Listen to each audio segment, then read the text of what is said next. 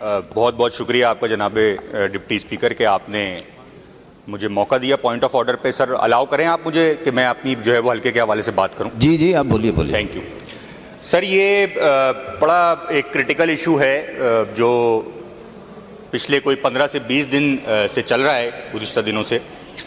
Sir ये मैं अगर अभी सारे डिटेल में, जैसे मिनिस्टर साहब ने कहा कि डिटेल में बात हो चुकी है, बिल्कुल हो चुकी है, दिलावर साहब ने की, राशिद साहब ने की। मैं थोड़ा सा इसको जो है वो कहा ना, अपने हल्के पे कोई बहुत ज़्यादा प्रेसिंग इशू हो तो बात करें, मैं अपने हल्के के ऊपर आ जाता हूँ। PS 100 गुलिस्तान जौहर। सर 16 जुलाई को, अगर मिनिस्टर साहब मेरी बात सुन रहे हैं तो थोड़ा सुन ले, मालूमात मुझे पता है सारी है उनको, थोड़ी सी मैं भी मालूमात में इजाफा करूँगा इनकी। मेरे पास सर एक फैसल कैंटोनमेंट का नोटिस आता है मेरे हल्के में। सर मेरे हल्के की आबादी 4.5 लाख है और सर उसमें से 62 में से 42 इमारतें PS 100 गुलिस्तान जौहर की निकल आती हैं, हाई राइज। सर ये 42 इमारतें कहने को तो हैं, लेकिन अगर मैं आपको इसके नंबर बताऊं ना कि 42 इमारतों में जो नंबर ऑफ अपार्टमेंट हैं वो सर 16,000 है, 16,000, जिसकी आबादी जो बनती है वो 80,000 आबादी बनती है। सर मैं छोटे से 42 अपार्टमेंट के, मैं आपको टाइम कम है असेंबली के पास, मैं छोटे से आपको जो है वो फिगर्स बता दूं। सर राबिया सिटी में 10,119 लोग रहते हैं, वहां उस इमारत का भी नाम डाल दिया गया। सर नोमान ग्रैंड सिटी 4,461 लोगों की आबादी, वहां पर 840 अपार्टमेंट हैं। सर नोटिस दे दिया जाता है। जौहर स्क्वायर 5,077 की जो है वहां पे नफूस आबाद हैं, 936 फ्लैट हैं।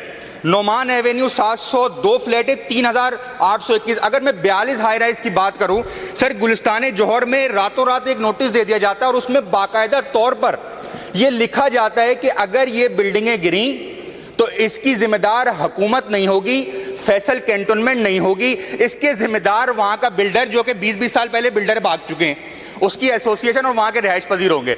अब मुझे ये सवाल का जवाब दे मिनिस्टर साहब कि भाई जो लोगों ने अपनी प्रॉपर्टी, जो वहां पर सफेद पोश लोग रहते हैं सर, अगर उनको इस तरीके के नोटिस, और उनको यह भी कह दिया गया है कि आप अब थर्ड पार्टी जो है वो पाकिस्तान इंजीनियरिंग काउंसिल से एक स्ट्रक्चरल इंजीनियर जो है वो हायर करें और उसका जो भी खर्चा हो वो आवाम देगी।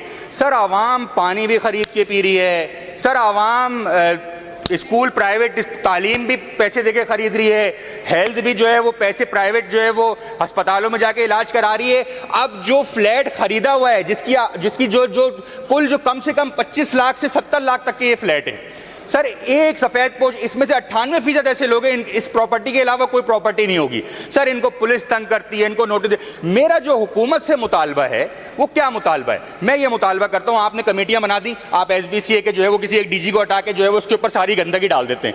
मैं ये मुतालबा करता हूं, यहां पे ऑपोजिशन साइड पे कराची की नुमाइंदगी बैठी है सर, आप कराची की 740 बिल्डिंग के ऊपर जो आपने कमिश्नर, डिप्टी कमिश्नर के ऊपर जो है वो जो कमेटीज बना दी है सर, यहां से पार्लिमानी कोई स्पेशल कमेटी तो बनाए हेड करने के लिए। सर अपोजिशन को पता क्या है, आप रातों रात कमिश्नर के ऊपर अभी कोई और जी बहुत शुक्रिया सर, आप कोई और साहब, आपको पॉइंट आ गया। खत्म सर, एक कोई कमेटी गिर पॉइंट आ गया सर जी, तशरीफ रखिए उस्मान साहब, तशरीफ रखिए उस्मान साहब, तशरीफ रखिए।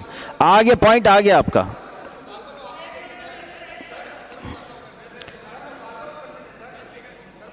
जी मुतालबा आ गया ना आपका?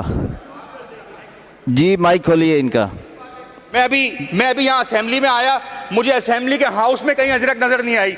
सारी सखाफत आपने बाइकों वालों के ऊपर थोपनी है। ये पूरा असेंबली हॉल देखें, कहीं अजरक नहीं है, कहीं अजरक नहीं है, सारी बाइक के ऊपर, और अब घर भी छीनने के लिए तैयार हैं आप। मेरा मुतालबा आप सुनते ही नहीं है पूरा।